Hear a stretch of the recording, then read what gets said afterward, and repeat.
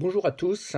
Donc aujourd'hui, deuxième vidéo pour cette fois-ci, vous expliquer, quels sont les mécanismes qui vont favoriser l'absorption intestinale et puis justement voir en quoi consiste cette absorption.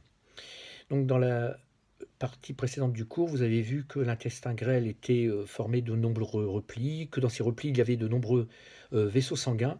Et donc nous allons voir, quels sont les rôles à présent de ces vaisseaux sanguins rencontrés tout au long des 7 à 8 mètres d'intestin grêle. Donc vous aviez tout d'abord un premier document à analyser, un graphique assorti d'un schéma du tube digestif avec la bouche, l'œsophage, l'estomac, l'intestin grêle, le gros intestin. Ici, donc, vous aviez les quantités de glucose qui étaient représentées pour 100 grammes absorbés tout au long donc, du parcours de notre tube digestif. Ce qu'il fallait constater, c'est que tant que nous sommes dans la bouche, l'œsophage jusque l'estomac, la quantité de glucose ne varie pas et reste de 100 grammes. Par contre, dès l'entrée de l'intestin grêle, on peut remarquer que cette quantité de glucose va diminuer très rapidement pour arriver donc à la fin de l'intestin grêle et à l'entrée du gros intestin, une quantité proche de 5 grammes. C'est-à-dire que donc 95 grammes de glucose ont disparu pendant le trajet dans l'intestin grêle. Le deuxième document à analyser représentait un tableau. Dans ce tableau, vous aviez 3 compartiments du tube digestif, l'estomac, l'intestin grêle, le gros intestin, et les quantités de glucose à l'entrée, c'est-à-dire dans le sang entrant dans ces organes, et les quantités de glucose sortant de ces organes. Alors certains ont fait une petite erreur d'interprétation. On voit que dans l'estomac, effectivement, on a 0,9 g par litre qui rentrent, 0,88 g par litre qui ressortent. Oh, une variation faible somme toute, qui est liée en fait à la consommation de glucose faite par l'estomac pour assurer le fonctionnement.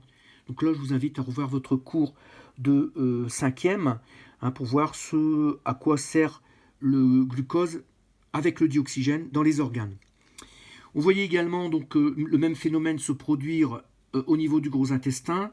On passe de 0,9 g par litre à l'entrée du gros intestin à 0,88 g. Chose plus intéressante, ce qui se passe au niveau de l'intestin grêle, on constate que dans le sang entrant, on a bien 0,9 g par litre. Par contre, dans le sang sortant, 1,9 g par litre. Alors, certains m'ont dit, oui, l'intestin grêle fabrique du glucose. Bon, c'est pas entièrement faux.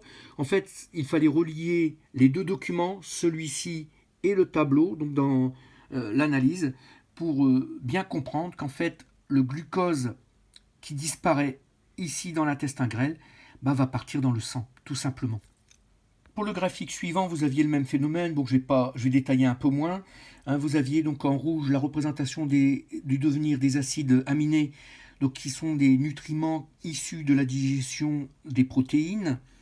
En vert, donc, on va retrouver le glucose dont nous venons de parler, et en noir, les acides gras, qui sont en fait les nutriments qui résultent de la digestion des graisses, des lipides. Enfin, vous pourrez voir tout ça dans votre cours de l'année dernière, tout ça a déjà été vu. Alors, que deviennent donc ces substances ? Eh bien, on va retrouver pour le glucose, ici ce que nous venions de voir précédemment, et on voit ici pour les acides aminés que la quantité d'acides aminés dans le sang sortant de l'intestin grêle va fortement augmenter en fonction du temps. Donc tout simplement, ces substances partent dans le sang. Enfin, dernier travail, je vous demandais de représenter ce que deviennent les nutriments au niveau de l'intestin grêle.